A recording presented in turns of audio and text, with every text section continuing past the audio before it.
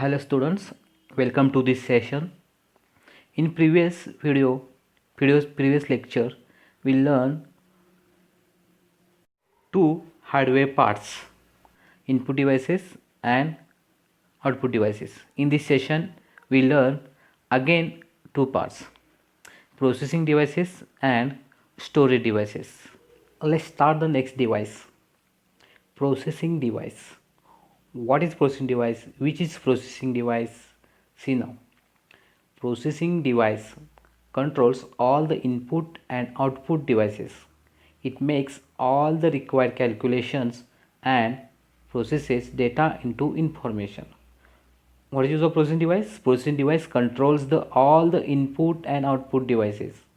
Input devices, you know that, and output devices also, you know that. Who control? The processing devices. Means processing device controls all the operations, all the calculations. The central processing unit means CPU is the processing device. You know that CPU is the processing device. See, CPU is the processing device. CPU controls all the operations, all the calculation. Is control the input devices, output devices. Again, CPU contain three parts, three units: ALU, CU, and MU. Means what?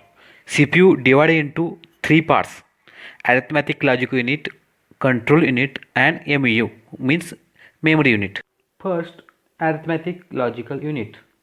It performs all the arithmetic computations and logical operations.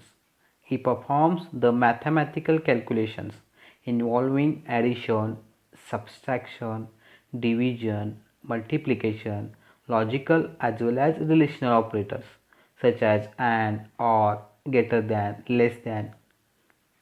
In that unit, done all the calculations such as addition, multiplication, division, relational operators, correct, logical operators means greater than, less than. This all the calculation done in that unit. Next, CU or control unit. It controls and coordinates the activities of all the other units of a computer system. It controls all the operations of the computer. Control unit is the main unit of the CPU. It controls all the operation of the computer systems. It controls all the operations of the computer systems. It takes the data to the ALU and from the ALU to the memory and then to the output device. Control unit takes data from the ALU, arithmetic logic unit, and from the ALU to send again memory, and afterward they send the from output device to the output device. Next is the MU, memory unit. It is an important part of the computer system. Memory unit receives data, holds it, and then delivers it according to the instructions from the control unit. Yes, correct. Memory unit is a very important part because we store the data inside the memory unit. We can keep the data, our photos, pictures, images. We keep memory unit. Memory unit is a, we can call storage devices. Next device is storage device. We learn detail in that, which what is the memory unit. Now see, this is the architecture of the CPU. Yes, means first input devices, it takes data from the input device and CPU process on it, correct, and send the result on output device for showing the result. We can call input process output cycle. You know that input process output cycle takes data from the input devices, process on it in processing device, and show result on the output devices. Using that three units, control unit, arithmetic logic unit, and memory unit, CPU process on the data and show the result on the output devices. Did you understand? The next part of the hardware is the storage devices. Which are storage devices now? Storage devices enable you store data and information in them. Correct. In the storage devices we can store the data and information. The storage devices of a computer system is known as a computer memory. Correct. We can known as the computer memory. Storage device is also known as the computer memory. Computer memory again two parts, divided into two parts. The first is the primary memory and second is the secondary memory. The primary memory again two parts, RAM and ROM, and secondary memory is a two parts, hard disk and external storage device. Means what? Storage devices. What is use of storage devices?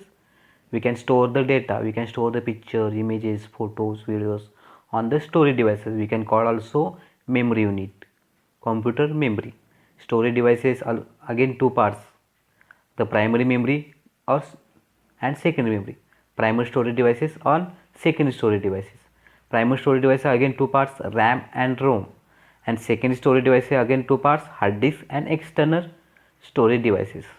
Primary memory is a temporary in nature and secondary memory is a permanent in nature. We always work on primary memory, correct? After save the data is goes on secondary memory. Suppose suddenly light is gone or something happen in our computer, our data is lost because we work on the primary memory. But when we save data is goes on secondary memory, means primary memory is a temporary in nature.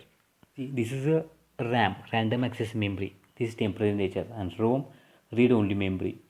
When you start the computer, some instructions are there. This wrote on ROM, correct? Next, secondary memory. Secondary memory is a permanent in nature, you know that, and primary memory is a temporary in nature. After save the data, it goes on hard disk. Hard disk is the main storage device of our computer system. But nowadays we are using many external storage devices. This also permanent in nature. Pen drive, we are using pen drive, you know that pen drive, we can keep the data on the pen drive.